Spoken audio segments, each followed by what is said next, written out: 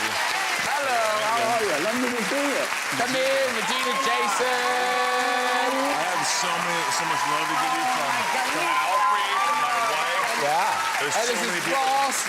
Jason, Ross. It's like looking in a mirror, bro. It really is.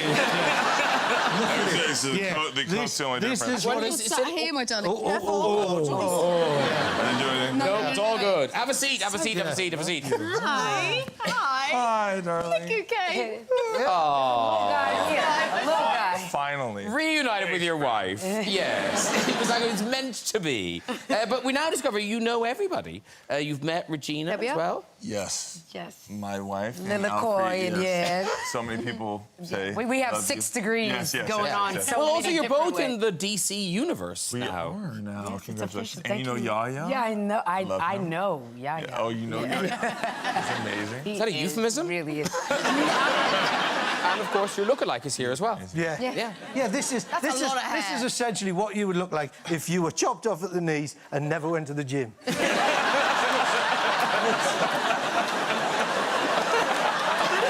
one of those things, like, you can't hide. Wherever you go, you are the doctor. Like Well, the fame. it's okay because these guys didn't know what Doctor Who was. I was really safe in their company. Yeah, you could hide backstage. Yeah.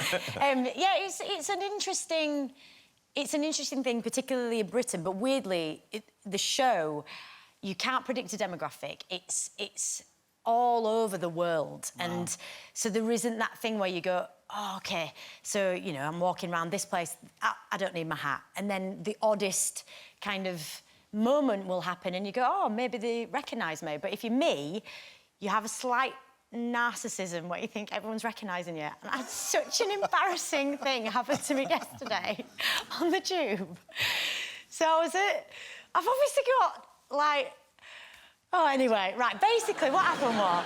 So I was stood on Oxford Tube platform. Yeah. And I've always got... so, you know, like a glass keep cup, you know, like rather than going to a coffee shop and getting a new cup, I carry a glass one that I then wash and re-get my latte. Yeah. And so I got my empty cup and I was just stood down and stuff, and an elderly gentleman was walking towards me on the platform. And I was just like, oh, God, I just want to get on the tube. I hate getting recognised. And he started to walk towards me, but then he had his arm out, and his arm came into my space. And on the tube, on the platform, it's crowded, and it's a bit... I don't know, I just got the kind of like, oh, what are you doing? A bit aggressive, unnecessarily. And actually, what he was doing was he went, oh, sorry, I thought you wanted money. And he was trying... And he was going to put 10p in the keep cup. That is the greatest story. I know, but I was like, yeah. Oh, God, oh, man. And I got on the tube and I just, like, sat there. And I was like, someone make eye contact so I can tell this story. I was, like, waiting for someone. And I was like, I've got a really good story. Because, Dwayne, presumably, you can't hide. You can't put a hat on. You can't put a hat on that. I mean, but yet, I mean, I've seen you in a gym, like a public gym. So do you just get bothered all the time? All the time, yes. But how do you work out? Anonymity's gone out the window. But how do you work out in the gym if people are constantly coming up to you? Just be nice, say hello, get them moving. Get them moving. Lift them. But fame is a funny thing, right? So that story for you, well, that will be like the constant anchoring reminder, right? Of like how cool fame is, but also never like... I don't have the stress you have, though, because I think the thing is, if you are 5'6" and you've got a hat on and you're dressed like most of the time a teenage boy in a baseball cap, it's headphones on, head down. I catch the bus and the subway every single day because I'm not in anyone's eye line like that. But I imagine there is something about if you can't. You're 7 feet tall. Taller. So yeah. But Kevin's had weird. You've had weird fan characters. Well, what happens if you're 3'2"? Like, how does that? How do you? What are you talking about? He's so rude. Wait, no. No, how do you deal with that when you're 5'2", that? you know that. Hey, look at everybody. 5'2". I'm sorry, right? I'm sorry. So, You're taller. You're taller. Now, okay.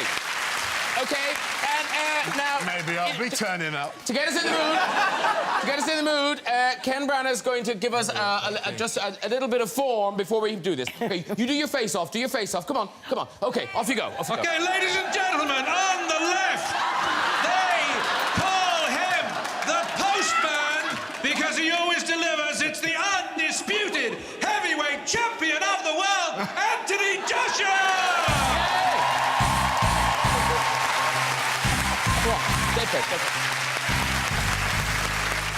And on the right, they call him...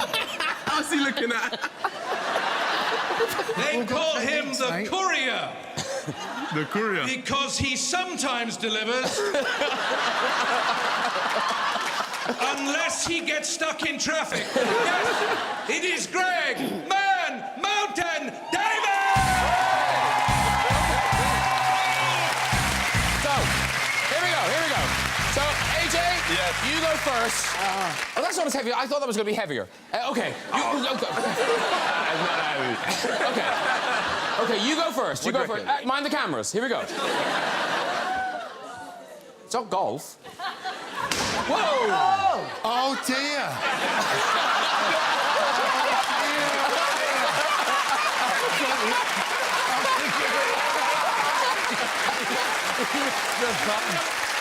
You go now. You missed it. I know, I saw that. So really, it doesn't matter training yet. It doesn't matter how hard I hit, does it? Well, you might miss it as well. Like that. Go, try, go on. Hit the bell. Go on. Go on. Oh, here we go. The courier.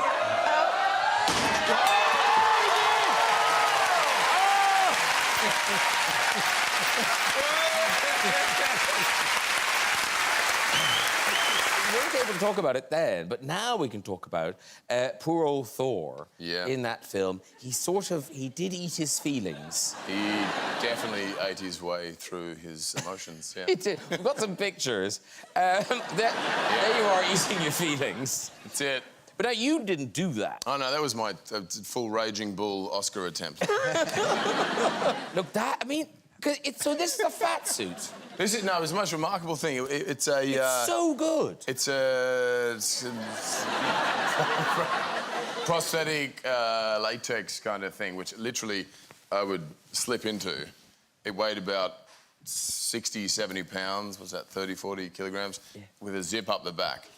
And they'd taken photos of my body, and then every little sort of the hair or freckle or whatever the hell that was on that thing. That's my body in like 6 months' time. After this. And like Thor was depressed, but was it depressing for you walking around like that? No, it was so much fun. It was good. Did people treat you differently? As it ignored you? Yeah, every time I stepped toward the catering truck, they were like, no. Not enough, big guy. You know, on the treadmill. We were doing an interview yesterday, and the journalist for Good Omens, and the journalist asked me, "Were you wearing a fat suit for it?" And I'm not. This doesn't zip up. Didn't she? She did, I'm afraid. She didn't really recover from that moment. No. The interview never went south quite quickly. And did you get the pregnant lady thing, where people just want to touch your stomach? You got a lot of cuddles. And my wife, she's had 3 kids. And often, you know, the pregnant lady, they get the belly rub in the supermarket. And Robert Downey gave me a fair share of belly rubs. Everyone just wanted to cuddle me. I felt like Santa Claus, you know? Yeah. And that's when we team up and we sort of become best buds on and off screen.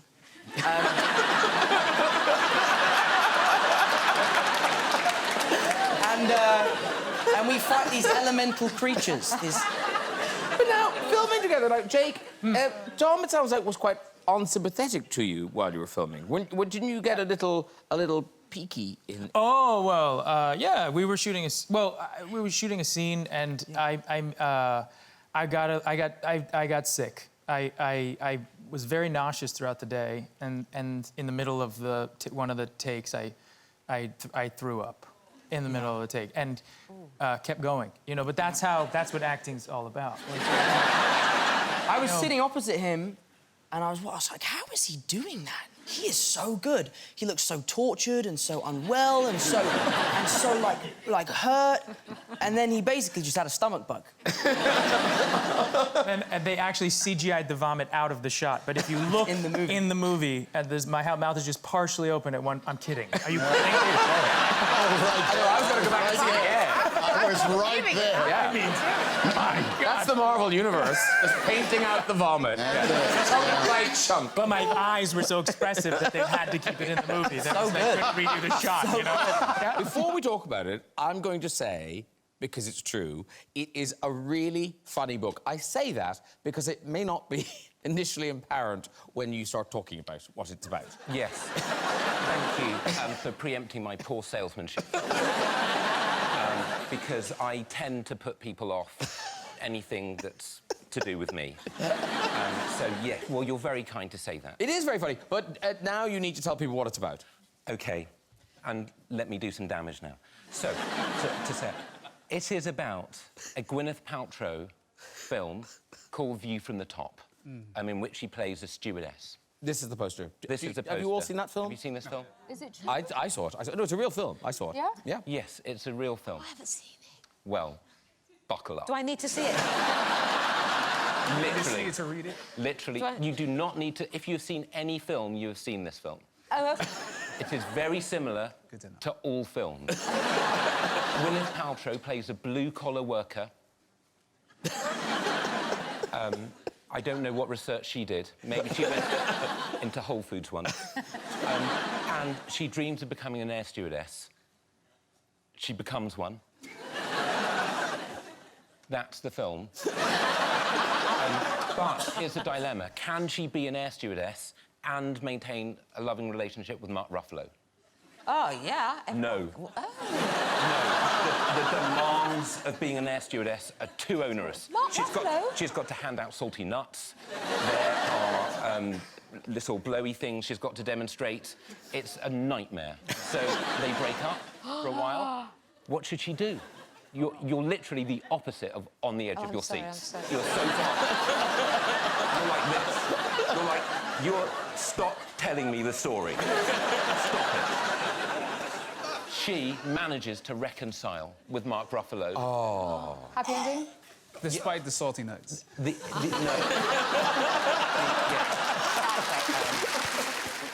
I just ask, does Gwyneth know about it? Does Gwyneth know about this? Yeah. She's not emailed me as yet. But I don't know. She may be, in the middle of a cleanse. We don't know. Very good. Just time for a visit to the big red chair. This is very exciting. OK, first person in the red chair. Hello. Hello, What's your name? Celine. Hello, Celine. Hi, Jack. What story have you got for us? Well, this is my second visit to the Red Chair, actually. Oh. I was here 8 years ago. Right. And I told a story that I thought was really good about when I was living in France and something happened with my daughter. However, a certain guest on the sofa that night really did not like my story, and he was rather rude. He actually said, "Is that the best story she could come up with? Who does she bloody think she is?" Funnily enough, my daughter met this person at a nightclub recently. Oh, my God, it's me.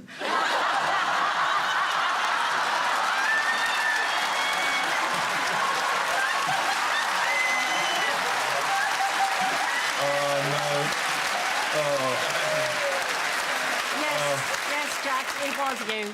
I sent you a message, didn't I? Yes. Oh, my God. No, thank you very much. You did apologise. I know. I'm so sorry. OK.